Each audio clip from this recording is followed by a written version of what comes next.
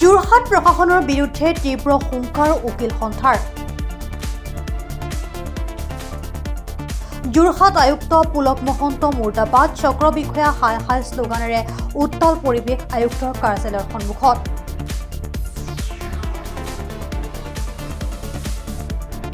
আপোনালোকে ইতিমধ্যে গম পাইছে আমাৰ যোৰহাটক যাক আমি গৌৰৱ কৰোঁ সাংস্কৃতিক ৰাজধানী, এই সাংস্কৃতিক ৰাজধানীৰ মাজমজিয়াত আমি যোৰহাট উকিল সন্থাৰ আজি প্ৰতিবাদ কৰিবলৈ আগবাঢ়ি আহিছোঁ।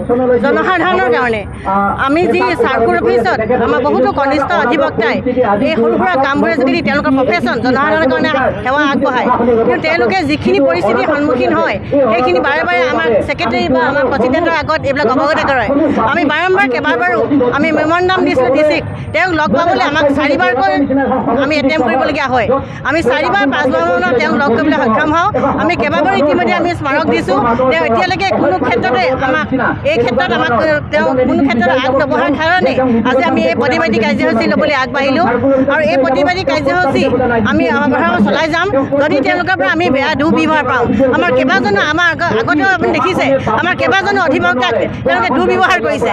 আমি এনেকুৱা দুৰ্ব্যৱহাৰ কেতিয়াও আমি আগতে পোৱা নাছিলোঁ, আৰু এই দুৰ্ব্যৱহাৰ অধিবক্তাক কৰা দুৰ্ব্যৱহাৰ আমি কেতিয়াও সহ্য নকৰোঁ। আৰু এই প্ৰতিবাদী কাৰ্যসূচী আমি চলাই যাম যেতিয়ালৈকে তেওঁলোকৰ ব্যৱহাৰ উকিলক ব্যৱহাৰ কৰিব নাজানিব। আজি আমি যোৰহাট উকিল সন্থাৰ সাধাৰণ সভাৰ সিদ্ধান্ত মৰ্মে বিগত প্ৰায় এবছৰ 1.5 বছৰ ধৰি যোৰহাট জিলা প্ৰশাসনৰ যি স্থবিৰতা, যি তেওঁলোকৰ অহৰ্মিকা, যি তেওঁলোকৰ লেহেমীয়া গতিৰ কাম কাজ বা যি অনিয়ম, এইবিলাকৰ বিৰুদ্ধে আমি আচলতে এই কৰ্ম ব্যস্ততাৰ মাজত আমি অৱস্থান ধৰ্মঘট কৰিছোঁ।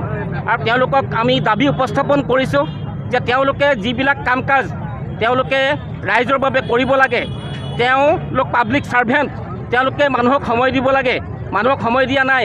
আৰু তেওঁলোকে আচলতে অলপ পঢ়া শুনা হ'ব লাগে। ইয়াত যিসকল ADC আছে তাৰে 2-এজন এনেকুৱা আছে যে তেওঁলোকে কোপ পট্টাদাৰ মিনিং নাজানে। কোপ পট্টাদাৰ মিনিং নজনা মানুহক ইয়াতে ৰেভিনিউ চাবলৈ দিয়া হৈছে। ইয়াতে যোৰহাটৰ যিজন DC, সেই ডিচিজন তেওঁ পাবলৈ নাই। সেই যোৰহাটৰ ডিচিজন ব্যস্ত থাকে তেওঁ মন্ত্ৰীৰ লগত, নতুবা মুখ্যমন্ত্ৰীৰ পত্নীৰ লগত, নতুবা কাৰোবাৰ খোলখালিৰ লগত। গতিকে এই কথাবিলাকে আপাহত আমাৰ যোৰহাট জিলা উকিল সন্থাৰ কথাই নহয় যে যোৰহাটৰ নাগৰিকসকলক চৰম হাৰাশাস্তি ভোগ কৰিছে। ইতিমধ্যে দেখিছে যে আমি লিখিছোঁ যে হাৰাশাস্তি কৰিছে, হেৰেছমেণ্ট, তেওঁলোকে আচলতে যি অকৰ্মণ্যতা, যিটো ইনকম্পিটেণ্ট, তাৰ বিৰুদ্ধে আমি প্ৰতিবাদ কৰিছোঁ।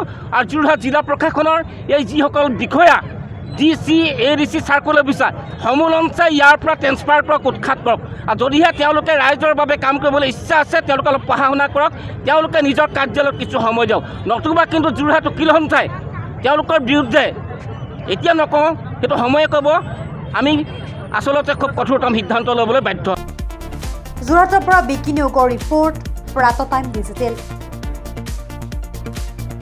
শদিয়াৰ পৰা ধুবুৰীলৈ, বৰাকৰ পৰা ব্ৰহ্মপুত্ৰলৈ সকলোৰে মাজত চিনাকি এটা নাম প্ৰাতঃ টাইম।